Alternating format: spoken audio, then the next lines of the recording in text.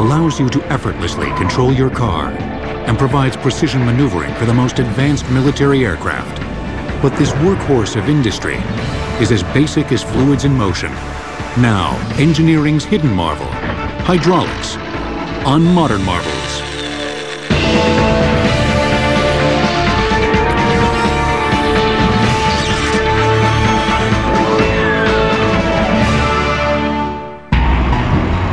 Our industrialized world depends on hydraulics. But hydraulics is so fundamental to our way of life that we hardly notice it. Hydraulics has taken us from the Model T to the SUV, from Kitty Hawk to the F-22 Raptor. Hydraulics provides the muscles that lift, steer, and drive excavators that mine Earth's precious resources. And is the force behind the machinery that fabricates the very structure of our cities. Hydraulics elevates us, thrills us. It even picks up our garbage. You look at a lot of applications and we see hydraulics. You think about a car going down the street, of course you have hydraulic power steering, hydraulic brakes. A lot of the roofs on those cars, the convertible tops are all hydraulic controlled. Get into aircraft, all the control surfaces. Amusement parks, a lot of the rides today, there's hydraulic powered roller coasters.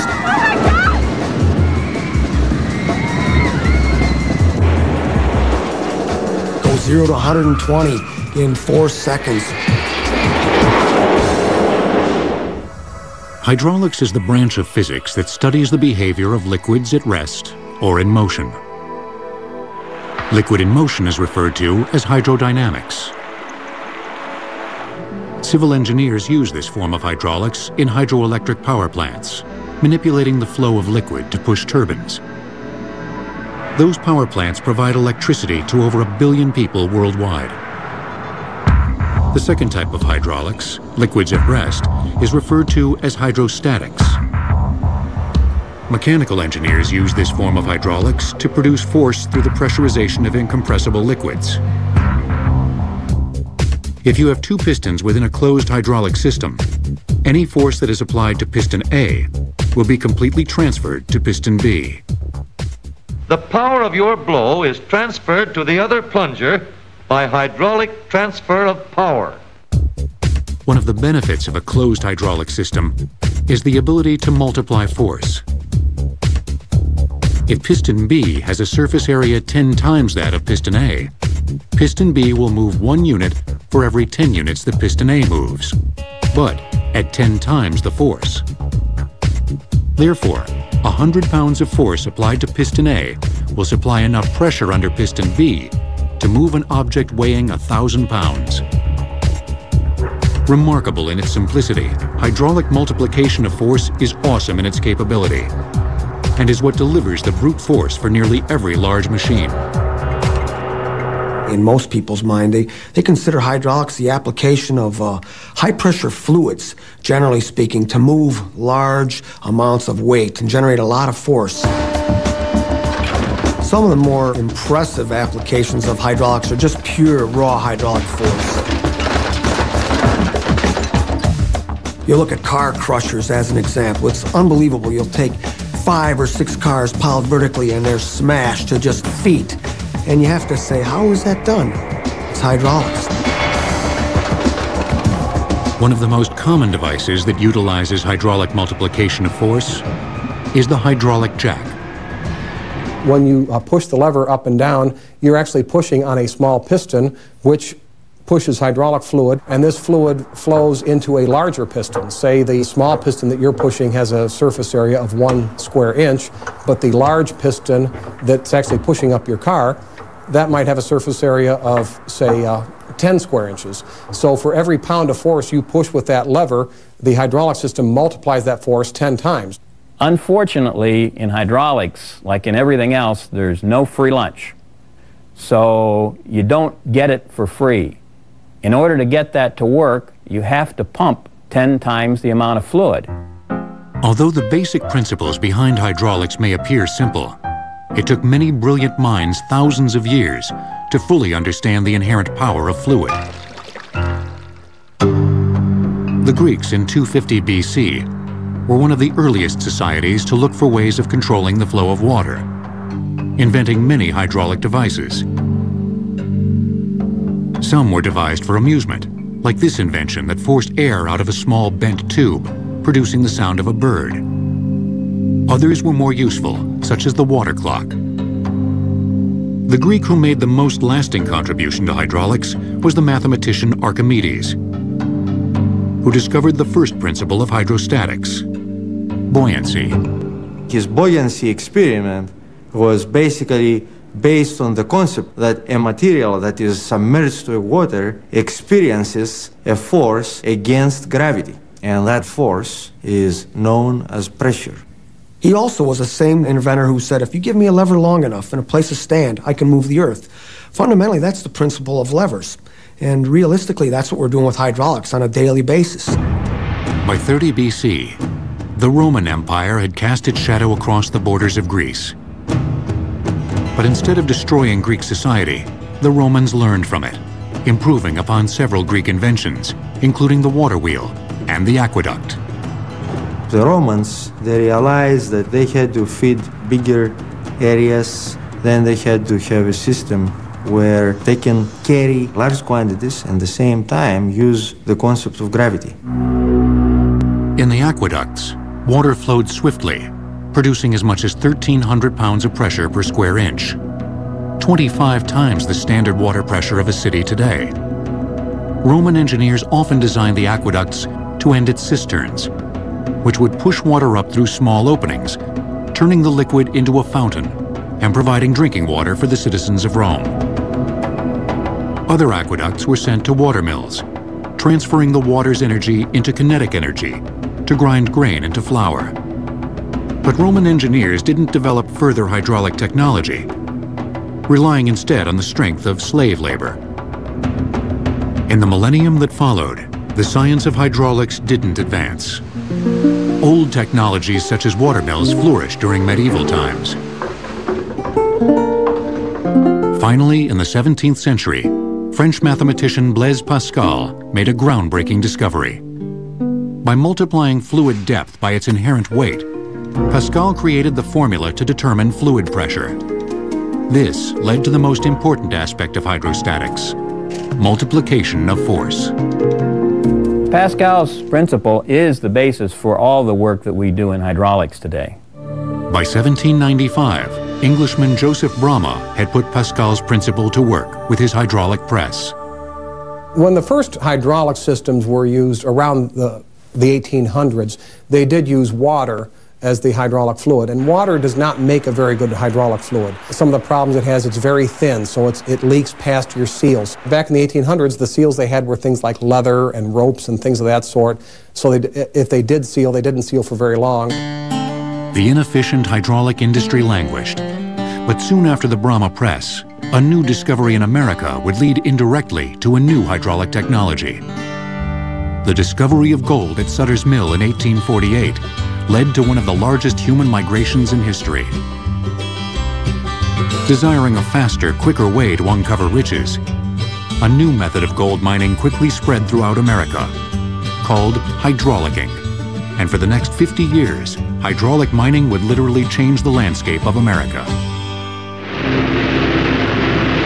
People have recognized for a long time that the power behind water can be enormous. And in the early mining days in the U.S., the gold rush era, we took major advantage of this. Accessing water sources at much higher elevations, miners constructed wood pipes and attached the ends to nozzles, creating hoses that could shoot water at high velocity against the California hillsides.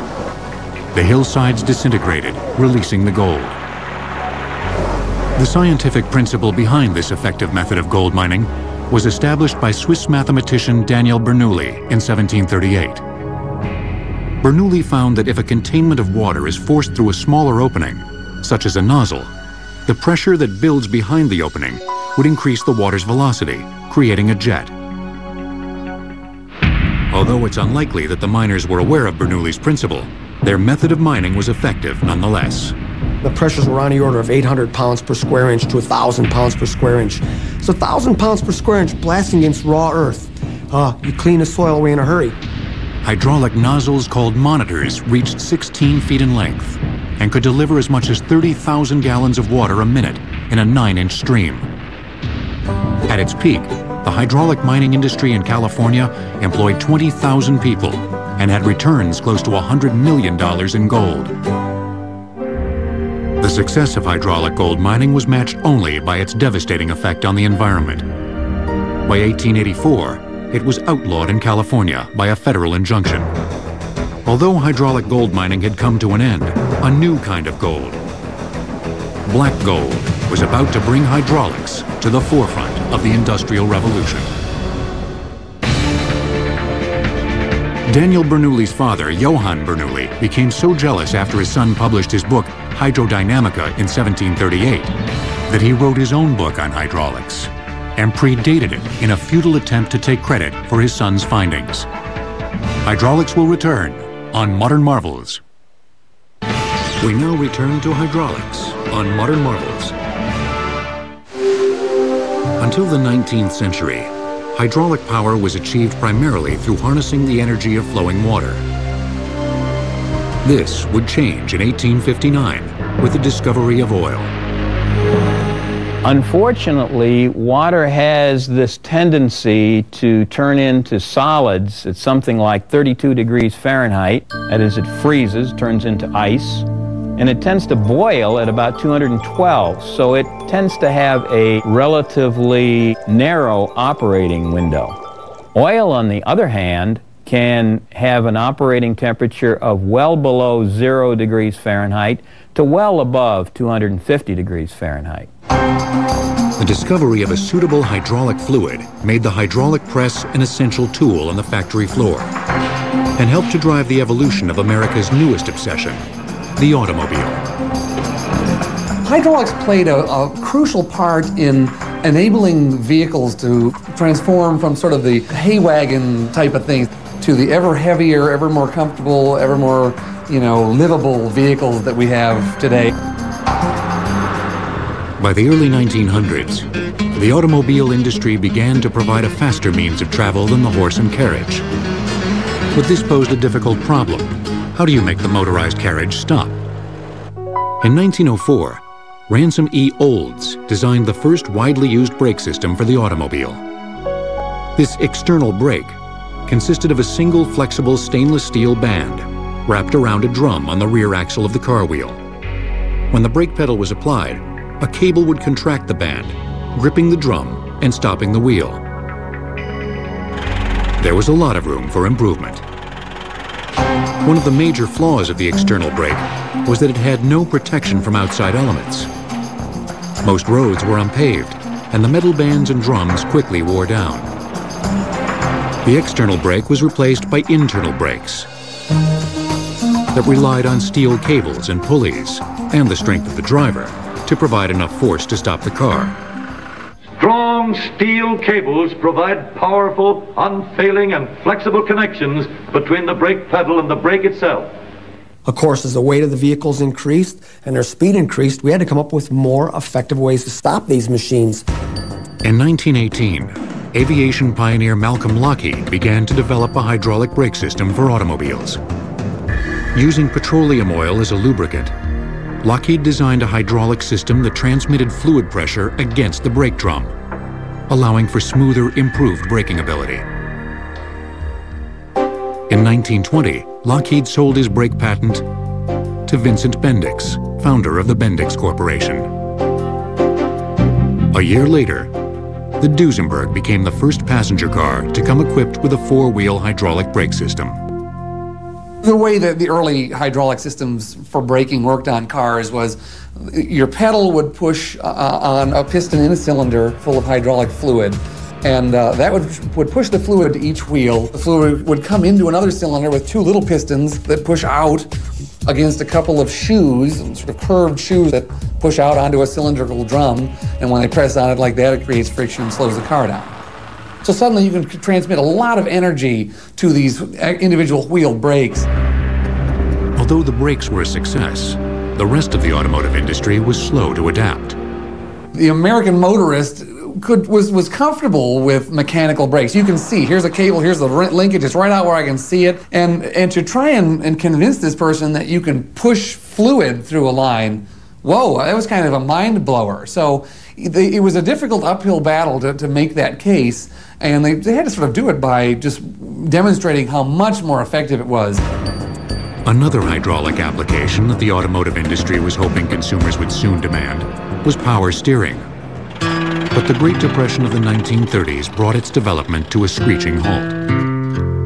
Poverty-stricken Americans didn't have the means or the interest to spend money on the latest automobile gadget to hit the market. By the time the American economy began to reinvigorate itself in the 1940s, another crippling event was to take hold of America. Most of the R&D efforts for improving hydraulics went into the war effort for tanks and vehicles and ships and things. And so really after World War II was over and people who had been in the war got back into the workplace, that saw a real blossoming of the hydraulic industry. The automobile industry slipped into high gear. Drivers were ready to go faster than ever before, and Detroit was happy to oblige them. Those engines were made out of cast iron. They were big and heavy, and they were almost exclusively in the front. They were over the steering wheels. So with all that weight, it became very difficult to turn those wheels.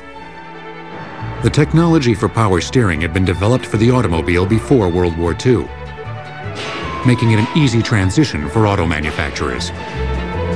Just take a hydraulic pump and have this driven by the engine, and the combination of the hydraulic flow and pressure is what provided the power to turn the wheels to the left or right. If you turn it to the left, all it does is actuate a valve. The valve opens and routes fluid into a piston, which would turn the wheel to the left. So power steering became an absolute godsend. And the early ones, they wanted to make themselves known, and so your power steering would be totally zero effort. I mean, you could, with your pinky finger, steer these gigantic cars. Since the advent of power steering and brakes, their hydraulic systems have largely remained the same. Brakes are now complemented with vacuum assist, making it possible to stop even the largest SUV with just a touch from your foot. Power steering also features power assist, which increases the flow of hydraulic fluid based on the speed with which the steering wheel is turned.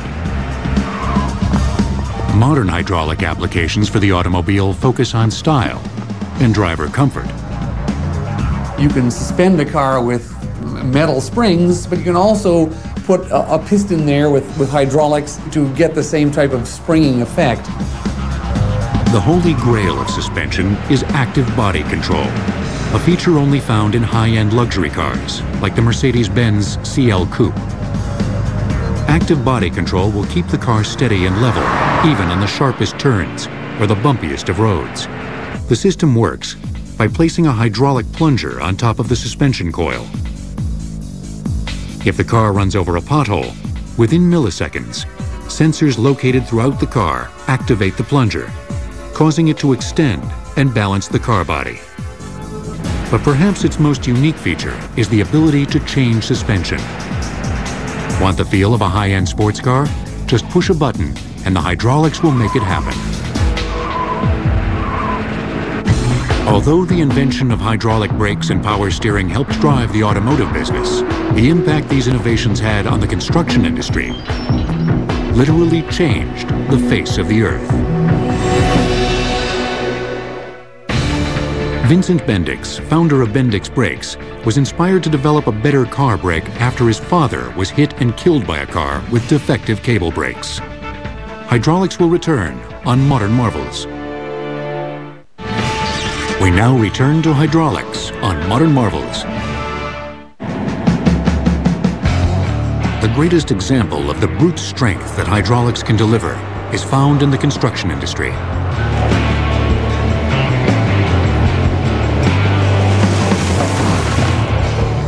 Over the years, the excavators, cranes, and trucks that have built our world have grown exponentially in size, achieving unmatched efficiency and power through hydraulics. If you go to a construction site, you can't help but see hydraulics. It's everywhere. It's in virtually every machine that's on the construction site. And in many cases, or probably most cases, it's because there's just no better way of doing it. At a warehouse in Youngstown, Ohio, the Robbins Company is putting the final touches on 2 gigantic tunnel boring machines. The drills are nearly 400 feet long and weigh a hefty 800 tons. To move something this massive, there was only one practical alternative. The amount of force we get from the hydraulics far exceeds what we can get from electrics without going into great cost. Hydraulic gives you more force and power, especially in these type of machines. You need that force to cut the rock as hard as it can be sometimes. When the drill is activated, 800 gallons of hydraulic fluid travel through 7 miles of hosing to hundreds of hydraulic components. The hydraulic system is capable of pushing the drill's pistons at a force of 5,250 pounds of pressure per square inch. When we talk about hydraulic pressure, what we're doing is putting force into a cylinder, which in turn puts force against a given component. Doing the cutting is a 24-foot diameter drill head that runs on 10 450 horsepower motors. The drill head features 46 19-inch teeth that will shatter rock at a rate of 25 feet an hour. Although electrics power the drill head, it's the hydraulics that makes the cutting possible. Behind me you see some curved items we call a gripper shoe. So if we put 5,000 pounds of pressure on that shoe, that is giving us enough force to hold that machine in place so that it doesn't try to spin in the tunnel. The grip shoe transmits 4 million pounds of force against a tunnel wall.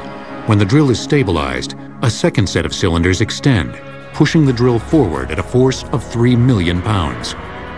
That shoe weighs about 40,000 pounds, and as it moves very smoothly, as you see, it just shows you how the hydraulics move that kind of weight smoothly and steady. After inspection, the mammoth drills will be sent to Iceland for the construction of a hydroelectric power plant. Prodigious construction equipment, such as the Robbins tunnel boring machines, represents the unparalleled power that hydraulics can offer. But the history of hydraulics in construction had a fairly modest beginning, starting with the flatbed truck.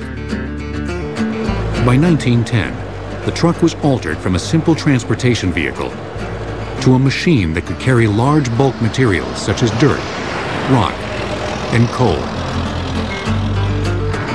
Placing these materials into the truck bed was the job of the steam shovel. Unloading them was done with a mechanical dump body. The construction industry today relies on the hydraulic cylinder. If you consider the dump truck, the early trucks consisted of a winch and pulley system. The operator had to get out of the cab, wind up this crank to dump the bed of the truck. Today, they sit in the cab, they push a button, the hydraulics extends a ram from the cylinder and empties the bed of the truck. The hydraulic cylinder is a method of converting the hydraulic energy to a workable energy in a back and forth motion, and that's really all it does, is it moves in or it moves out. This is the popular hydraulic type, which operates easily and efficiently under all loads. The end gate is double acting and is operated by a control lever. The increased efficiency and reliability of the hydraulic dump truck resonated throughout the construction industry. But the impact of the Great Depression and World War II stifled the growth of hydraulic construction machines. After the war, new hydraulic pumps that were designed to increase fluid pressure for tanks and aircraft were introduced to the revitalized construction industry.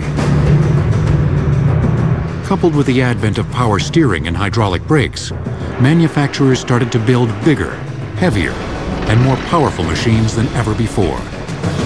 The construction industry has to move great quantities of earth. So you could have 10 backhoes loading 10 trucks, or you could have one backhoe loading one large truck. And when you did that, you had to move the same amount of earth, so that means the piece of equipment had to be much larger. Today, construction vehicles are some of the largest machines in the world, with nearly all of them utilizing hydraulics, including the Caterpillar 330CL excavator. The weight of this arm is in the neighborhood of 10,000 pounds. We'd have quite a bit of problem moving that arm efficiently without the use of hydraulics. Hydraulics also makes it possible to maneuver the Liebherr T282B mining truck and its 400-ton payload capacity. Well, hydraulic cylinders provide the power to lift the bed nearly 50 feet into the air. Cranes rely on hydraulics too. Taylor Machine Works' 80-foot-long and 80-foot-wide gantry crane, called Big Red, uses hydraulics to lift cargo containers that weigh upwards of 90,000 pounds. But hydraulic construction machines don't always focus on strength and power. Timberjack's tree forester uses hydraulics to walk through the forest with the grace of a dancer. But you might want to watch your toes around this ballerina. Whether it's walking, dumping, digging, or drilling, the environment of a construction site is one of the dirtiest places on Earth. Yet the most identifiable component of the hydraulic machine, the cylinder, never appears to lose its luster. Any kind of contamination within the hydraulic system is going to have a devastating effect upon the system itself. The cylinders have a wiper on the end of the cylinder head that as the cylinder rod retracts, it cleans off the excess dirt, so when it extends again, it's as though it were new. But hydraulics has not just revolutionized machines on the ground. It's revolutionized machines in the sky, too. From the latest military planes to the future of commercial air travel. Speedboat racing pioneer Garfield Wood invented the hydraulic lift in 1911 as a means to unload coal from truck beds more efficiently. Hydraulics will return on Modern Marvels. We now return to hydraulics on Modern Marvels. Over the last 100 years, the aerospace industry has transformed from this to this. The astounding leap in aircraft technology would not have been possible without the power of hydraulics. The airplane really shows a prime example of one of the advantages of hydraulics, to where you can have a single place where you generate your power through the engine and transmit this through hydraulic lines to wherever you need it, whether it's at the back of the plane or in the wings.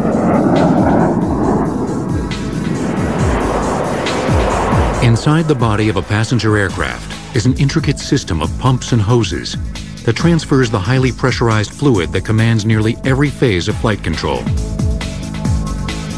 Most of these systems operate by what is known as fly-by-wire. In a typical fly-by-wire system, flight command is controlled electrically, but powered hydraulically. When a pilot wants to move the rudder, the command is input into a computer. The signal is then sent electrically by wire to the hydraulic system. This system consists of one reservoir per engine that supplies fluid to 2 pumps per engine. The pumps send fluid pressurized at 3,000 pounds per square inch through metal tubing that extends the remaining length of the fuselage, where it connects to an actuator, pushing a piston and moving the rudder. This powerful and efficient system of fluid pressure transference is a huge contrast to the one used by Orville and Wilbur Wright over 100 years ago. The Wright brothers aircraft had no hydraulics on it. Its basic control was by a lever and cables or pulleys, and this allowed them to have the 3 axes of control. During World War I, the slow-moving dual-wing airplanes functioned similarly to early Wright brother flyers, relying on the strength of the aviator to move cables and pulleys for flight control. Those were small aircraft, so therefore it was very easy for the pilot to control the motion of the actuators simply by moving the stick back and forth. After World War I, the military looked at ways to increase the speed and performance of the airplane. Engineers focused their attention on the landing gear. All landing gear before were fixed. The Navy decided to do some test in which they actually raised the landing gear through a crank and pulley arrangement, and they found that they could reduce the drag about 30%. But it was very intensive, and therefore hydraulics was looked at as a way of doing this very effectively. The first hydraulically operated landing gear system was produced in 1929, opening the door for hydraulic applications on aircraft. In the years that followed, planes continued to grow in size and speed, increasing pilot difficulty to command the aircraft using the stick and pulley system. To be able to move the elevators, for example, or the rudder, or the ailerons. Trying to do it by hand or the conventional pulley and cable system, most of those aircraft would be into the ground or the water.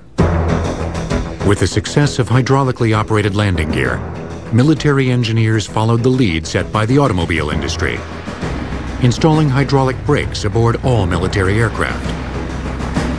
Soon everything from flaps and rudders to gun turrets and bomb bay doors were utilizing hydraulics to actuate.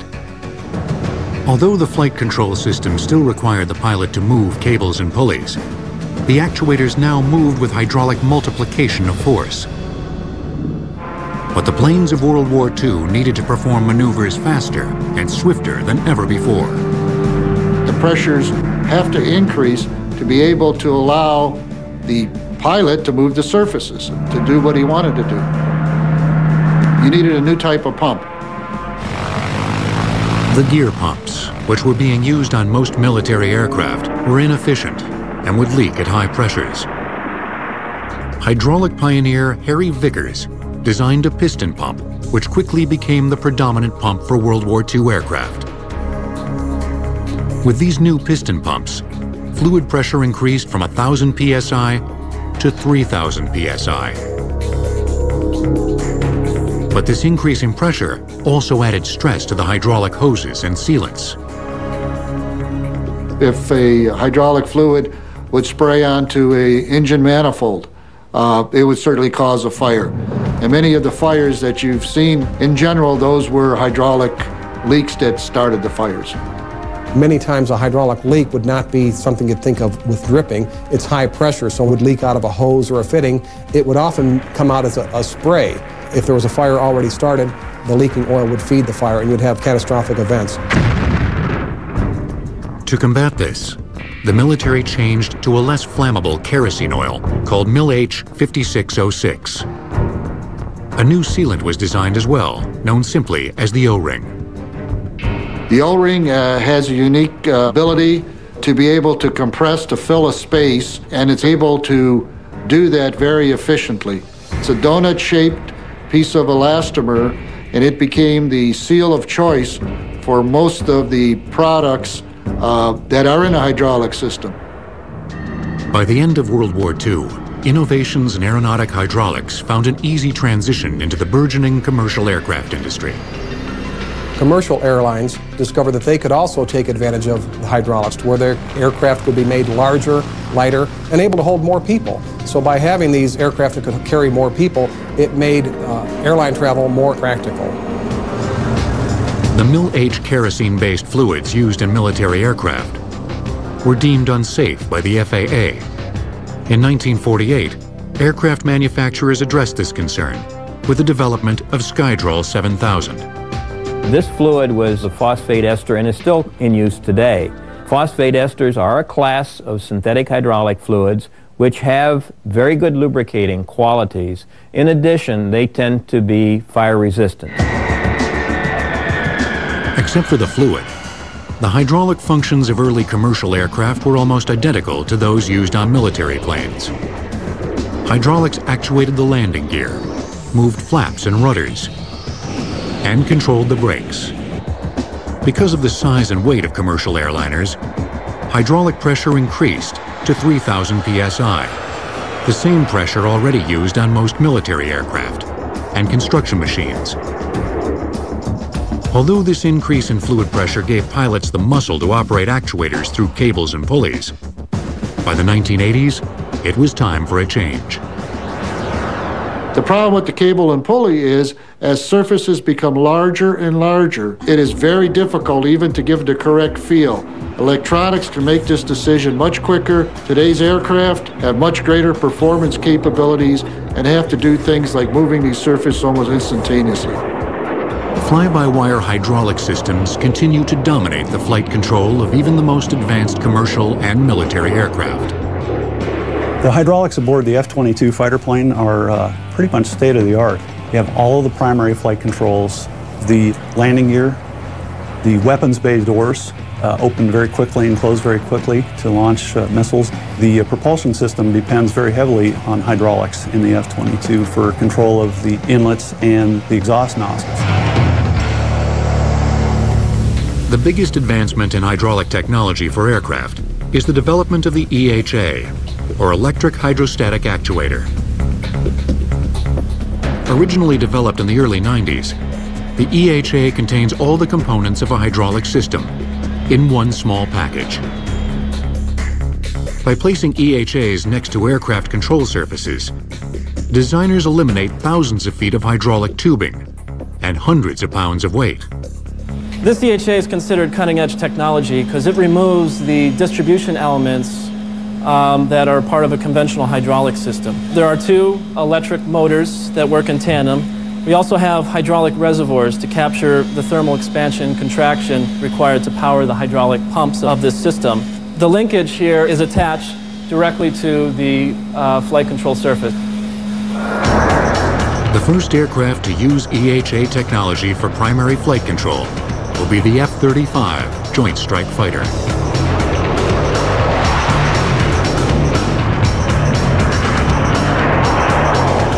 The first commercial aircraft to feature EHAs, in this case for secondary flight control, will be the new Airbus A380. Boasting a length of 239 feet and a wingspan nearly as long as a football field, this is the largest commercial airplane ever to be built. New hydraulic technology had to be created to control an aircraft that weighs well over 300 tons. Certainly, the A380 offered the hydraulic system designer several major challenges. If we were going to use the conventional hydraulic system concepts, 3,000 psi, for example, the pumps would be massive, the lines, fittings, and hoses would be massive. A solution to this was to increase the pressure, not from 3,000 to 4,000, but to take it to the next step, 5,000 psi.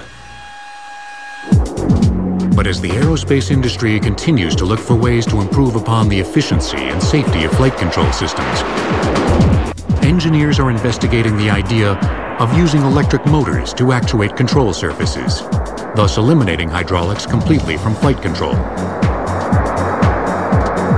Before that happens, a formidable hurdle lies ahead. Engineers need to develop a practical motor that can create the needed force to actuate the surface controls efficiently. But hydraulics not only shapes our future, it brings the past to life. Prehistoric dinosaurs animate with the help of hydraulics. The Airbus A380 will feature 4 independent primary flight control systems. Each of these systems is capable of operating the aircraft should the others fail, creating a redundancy system unequaled by any military or commercial plane. Hydraulics will return on Modern Marvels. We now return to hydraulics on Modern Marvels. Hydraulics not only plays a key role in our work lives, it plays a role in our play lives too. Universal Studios in Hollywood, California is home to some of the most cutting-edge hydraulic attractions in the world. You would not be able to have any of these attractions move this much weight and be this reliable without hydraulics. It just would never happen. One of the more complex hydraulic attractions at Universal Studios is Earthquake the Ride. Passengers entering this stage are given an idea of what it's like to endure a massive seismic event.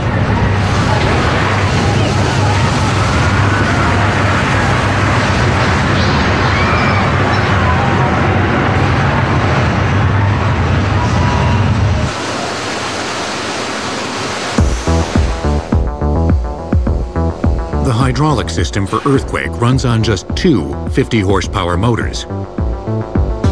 The system works by sending fluid through hydraulic pumps to a series of accumulators that store the fluid at pressure, keeping it ready for each show.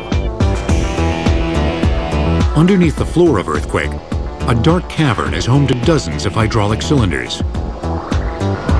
Moving the 20,000-pound floor bed in linear and lateral movements, the cylinders create the feeling of an 8.3 Temblor. But that's only one of the hydraulic effects on this ride. As the show's going on, we have a large slab that'll fall. It's got 4 big hydraulic cylinders behind it. It is probably somewhere around 9,000 pounds. And also we have a train that comes out and crashes right in front of the tram. It's driven out by a hydraulic ram. When the tram exits the stage, the hydraulic cylinders retract, carefully putting all the props back to their original positions. You have to keep the show exactly the same every single time. Earthquake's hydraulics are very sophisticated. Universal's Terminator 2 3D also features several precision hydraulic effects. Hydraulics control the platforms that raise and lower different characters onto the stage. And they also animate the 6 gun-toting Cyberdyne robots, using 3,000 PSI pumps to actuate cylinders in the head, torso, and arms.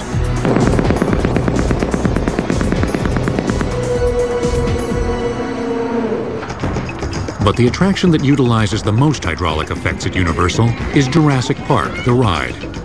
Visitors cruise through prehistoric tropics, encountering a bevy of life-size and lifelike dinosaurs, including a 40-foot-tall Ultrasaur that uses 15 hydraulic cylinders in the neck alone.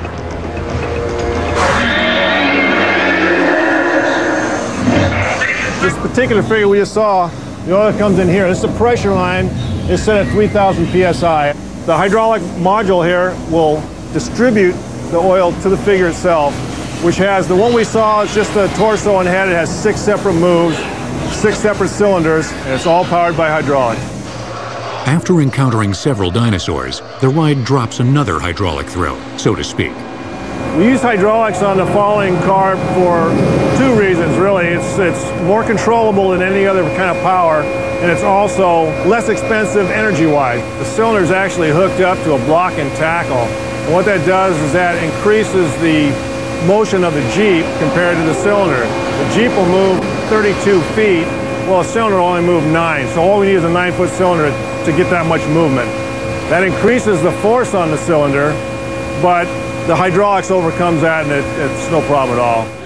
Then there's Waterworld, which uses a hydraulic catapult to launch a 2,000-pound airplane 60 feet across a man-made lake. And, of course, there's old Bruce the Shark. With so many hydraulic attractions, it's no surprise that even the trams at Universal run with the help of hydraulics. Whether it's entertainment or construction, when something big needs to be moved, hydraulics still remains the power of choice, at least for now. But the continuing advancement of electronic systems may eventually lead to electric motors replacing hydraulics as the power source leader in force applications. I believe the future of hydraulics is a combination of electronics and hydraulics. In some applications, hydraulics may be phased out, but we will never see the power density from the electronic systems that we see from the hydraulic system. Just can't fathom any other technology that will be able to generate hundreds of thousands of foot-pounds of torque or the thousands of tons of force needed to drill a hole in through a mountain or under a lake. Whether or not hydraulics is supplanted by another power application is yet to be decided. But until that day comes, when something big has to be moved, when a high amount of power is needed,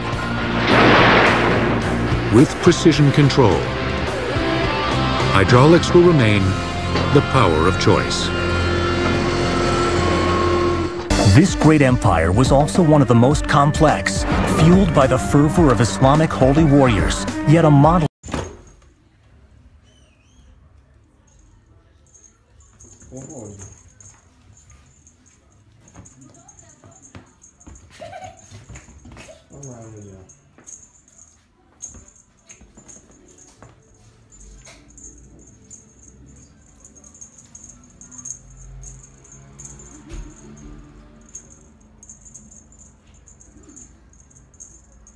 Nie, to już nie fajnie, tak było machanie przed oczami. Cześć, dobra.